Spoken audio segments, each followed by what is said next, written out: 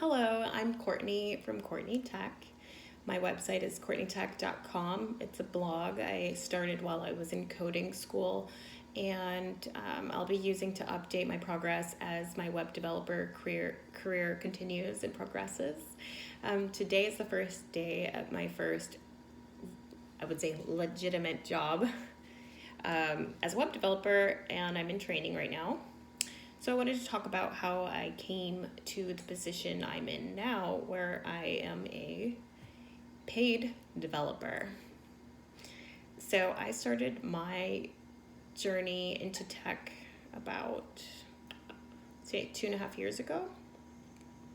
Before that, I was doing performing arts. I like to sing and act. I used to do acting and dancing on television and all that fun stuff. But really, I wanted a solid career that I could still be creative in, that I could feel proud about, and that I can use the creative skills that I've learned throughout the years and apply those towards something really the high skill set. So I went into graphic design, UX design at my community college, took some courses there, many courses. I'm one of those college students that has a degree worth of units and no degree because I kept changing my path. I changed about 3 times. First, I wanted to go for business, and then I wanted to go for economics. And at the same time, I was studying graphic design and tech.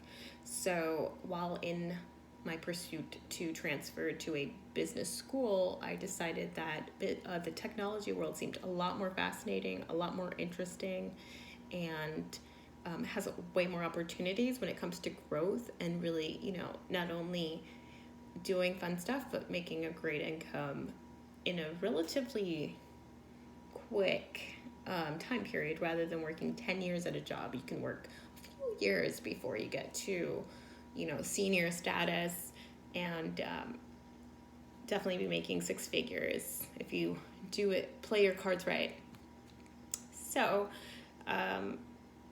we'll start with what I took in college. So I had taken graphic design 1, graphic design sketching, UX design, UX research. I feel like I'm missing something. Web design 1 and 2. I dropped out of 2 because at that time I had started building stuff on my own, which is what came next. So after a little while of school, so about that time I had been taking some business courses, like I said, at the same time. So a year had passed already. And I decided, okay, they're making me take a lot of graphic design classes, and I really just want to do tech stuff. I don't want to draw pictures, even though it's fun, but it's not at all what I was looking for. But at that time, they had required it to get the degree or to apply for their bachelor's degree program in interaction design. So over the course of that year, they kept changing the requirements to enter into that degree program. So while that happened, fewer graphic design art type classes were required, and I was able to start to focus more on tech, which I did. So after I took a few more courses, I took a break from college and I applied to a boot camp for coding. It's an all-female boot camp, and it's called Code Talk, and it's in Venice, California. It's for women and in underserved women or women that are underemployed. And it's rigorous. It's about 16, they say 15 weeks, but it's 16 weeks. 16 weeks long, and you are in there 5 days a week, 4 hours a day, plus homework. And obviously if you don't get anything or you get stuck, you need to study it more at home and work on your projects. So we did that. I graduated about 4 months ago. 4 months ago. Almost 5 months ago now, I think. And in the meantime, I decided to tweak some projects that I had already done before entering the boot camp. I had created my own music site that I self-taught myself how to code it and develop it, and then I have it live right now. Once in the boot camp, I use that as like a goal at the end. I would be able to have advanced skills and I could change it and make it even cooler, which is what I did. So I want to say, in regards to the boot camp, it was extremely stressful. And it wasn't like Hacker, React, or the ones you see out there, but it was just as brutal and maybe even more personal, I would say, than a standard boot camp, because we were all women together, so we kind of like were like, we got this. But there was also, you know, some conflicts and arguments sometimes between the girls, and you really have to change your mindset to really be able to focus in and be okay. You might have had a part-time job or a full-time job before entering. All of a sudden, you have no income, or some of the boot camps, you pay for it. This one was not something that I had to pay for, but I did not have much money during the whole time. It was really like, that was probably the hardest part, because I was worried about how I'm going to eat, or am I going to pay my rent on time while I'm in this program. But then I can't give up. I need to finish so I can, you know, feel successful and proud of myself, so I can go into the workforce or whatever's next. So I did that. After that, I went and took some Udemy courses and learned some other technologies that we didn't use in the boot camp, and like React, Redux, Firebase, and some AWS stuff, just on my free time, and developed a couple more projects on my own with Bootstrap. And I'll go through the stuff that I've learned before today in a minute. But just saying, I continued on my studies. After that, I applied for a lot of jobs, regular, like, you know, front-end developer, or junior front-end developer, or intern developer, or intern designer, and oh my god, I can't even count how many. And I got a few interviews, one in person, and I'm just saying, the struggle is real. It was really hard to know, like, you're a beginner or a beginner to them in the industry, and you just want them to take you on and be like, yes, you're going to be the good one. We just know it. But it's like, how do they know that you're really going to put in the hours and put in the effort and do a good job, and they're paying you for it? So I understand that a lot of jobs want to take on senior level people because they're guaranteed, right? And we're not guaranteed when we're junior level. But still hurts, you know? So eventually I got contacted from one of the jobs recently called Modern Labor, and they are a program. They're a little different. They train you and pay you while they train you, so that you don't have to worry so much about paying your bills while studying. Then after, on your own time, but they're hoping around 2.5 months, you're going to actually start working on real world projects. So if a company gives them a project, they give it to the students, or their trainees, I should say, and we do the project, and we put that in our portfolios, and we can continue on with them and work for them and continue doing projects for, you know, higher pay after the 5 months are over. Or we can go out and get a job with these real world experience that we have now, and additional skills, and get another job somewhere else. So this is a full stack trainee program. So it's back end and front end. So that's cool. So I'm not back end at all. I'm a front end developer. So for me, I'm like, yes, I can do it. They pay you a monthly salary. You get paid weekly, every Friday.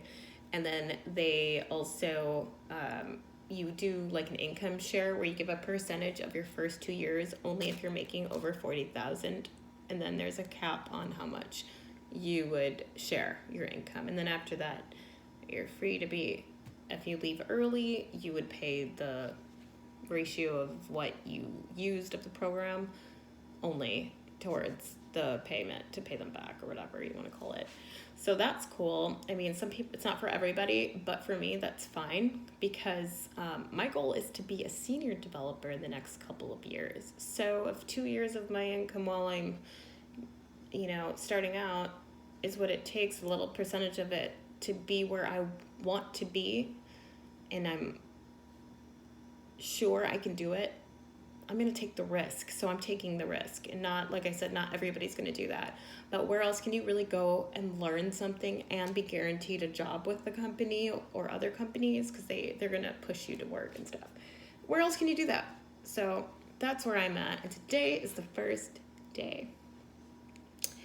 So we had our meeting, and we had to download a bunch of stuff and get started and meet and greet online.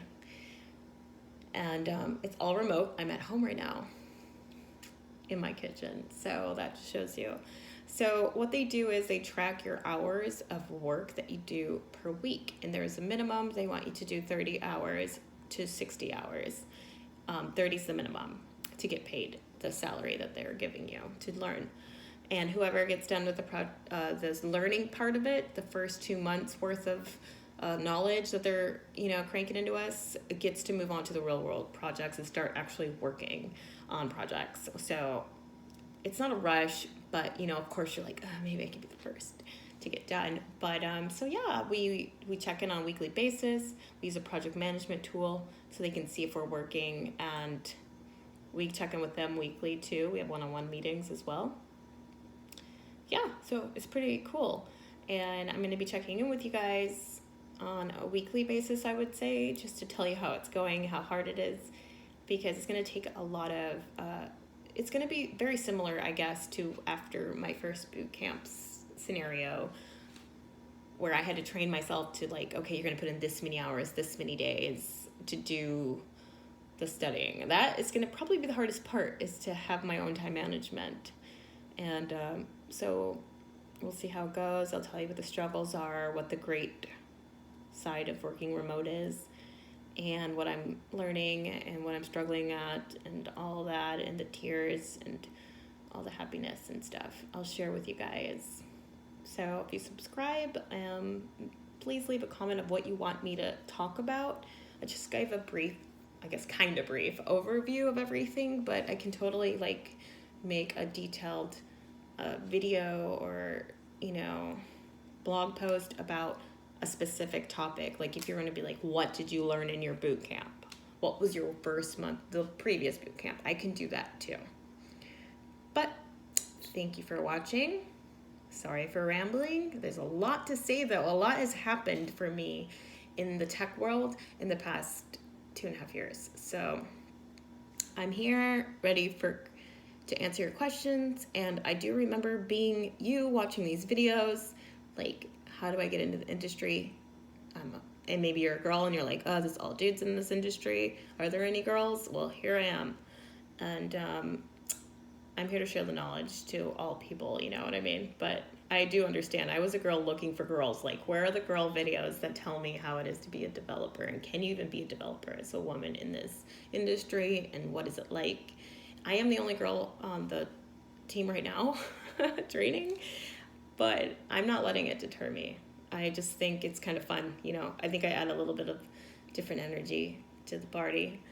So I'm here for all of you, okay? And my website is CourtneyTech.com.